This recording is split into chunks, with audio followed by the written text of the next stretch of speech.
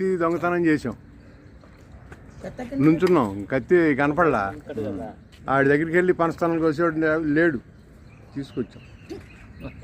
వెళ్ళినప్పుడు ఇచ్చేయండి బాబు. మరి ఎందుకు చేయరాని పనులు చేయాల్సి వచ్చింది. దొంగతనం కాదులేండి అది.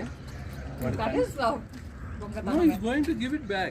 So whatever without his permission we got it. It's stealing only. దొంగతనం కాదంటే దొంగతనమే. వాడికి అలవాటేనమ్మా, మనకి ఇచ్చినా కూడా. వాళ్ళకి తెలిసింది మామయ్య.